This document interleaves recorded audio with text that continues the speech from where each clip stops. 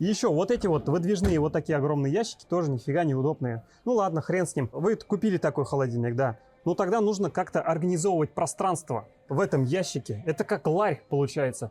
Если вы что-то вниз положите, вам придется вот так вот ковыряться, копаться и до дна добираться. А если у вас просто вот такие вот ящики, да, у вас все будет на виду. Вы будете складывать вот так вот. Ну, то есть организация пространства более продуманная будет и удобнее, нежели чем вот в таком вот выдвижном вот ящике. Поэтому формат так себе. Короче, формат вот этого холодильника на любителя.